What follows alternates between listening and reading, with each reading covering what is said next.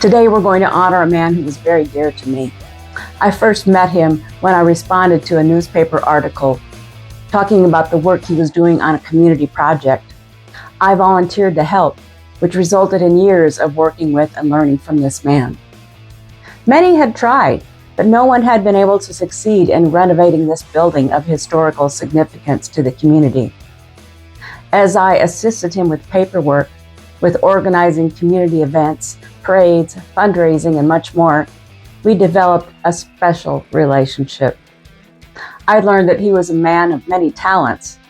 He was full of perseverance. He was capable of showing appreciation. He was quick to praise and eager to share his love for his community and especially for his family. And he was willing to share his wisdom to me as I had a listening ear. Oh, he didn't have a college degree, but he had degrees of experience with people and society that most people never attain.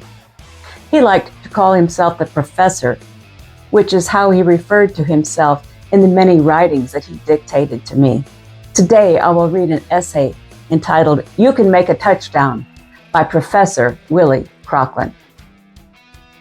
I was telling a lady not too long ago that I'm so glad that on a team that there's an offense and a defense, and one is to try to stop the other from making the goal. And I know I'm right about it. And I'm so glad that every time Professor Crocklin decides to run a goal, there is the opposite team there working just as hard to stop the professor, just as determined as Professor Crocklin is to make the goal. I have a point to bring out here. Just imagine you getting a football and nobody on the football field but you, and maybe even your team. Somebody on the sidelines says, "Ready, set, go," and you run a straight touchdown from your end to the other end. Remember that no one on the other end is there to stop you. Just a matter of fact, there is nobody there within sight when you run the touchdown. There was nobody hindering. Now I want you to take time out and see, how did you feel running the touchdown when nobody was there but you in the first place? And you had no problems at all. Nobody was there trying to stop you. Listen to me now. Listen to me. Would that take any skill?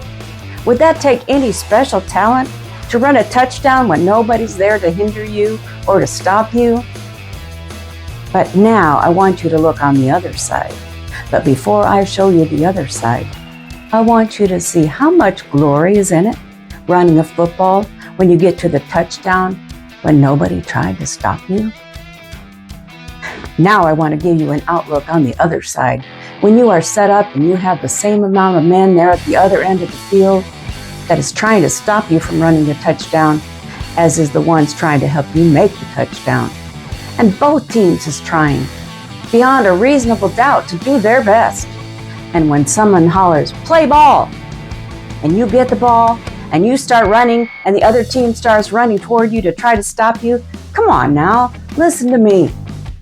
And you're a bobbing and a weaving, and the other team is a bobbing and a weaving and trying to get you, and you stumble for a while, and somebody hits you on the leg and you're knocked up in the air, and somehow or other you fall back on your feet, and you're still running, and somehow or another when you land on your feet and you begin to start moving toward your touchdown again, and somebody hits you and knocks you off the balance, but you're still on your feet, and you was almost out of bounds. And you was working hard to keep your feet inbound because you was almost to the goal line and you finally made it. Don't tell me there ain't some rejoicing. Don't tell me that there ain't some rejoicing. Willie was working against a tide of people who didn't care, or who thought he was the wrong person, or he wasn't doing the restoration right, but they weren't willing to pitch in and support him with the money or the support that he needed. Does that sound like a familiar story to you? Have you attempted to do something you believed in only to be frustrated with setbacks, criticism, and lack of support? What obstacles are you facing in the worthwhile activities that you have chosen? Willie persevered and even rejoiced in the difficulties. So can you. Don't be surprised when everyone doesn't support the good things that you do. These things aren't a surprise to God, and they shouldn't be to you. In James 1, verses 2 through 4, we read, "Count it all joy, my brothers, when you meet trials of various kinds, for you know that the testing of your faith produces steadfastness. And let steadfastness have its full effect, that you might be perfect and complete, lacking in nothing." No matter how great the obstacle, you can make a touchdown. When Willie took over the building, it had been slated for demolition by the city. No one else stepped up to save the building, so he purchased it with his own money. He wanted to renovate it to include a stage for live performances of all kinds. His intention was to make everyone a star.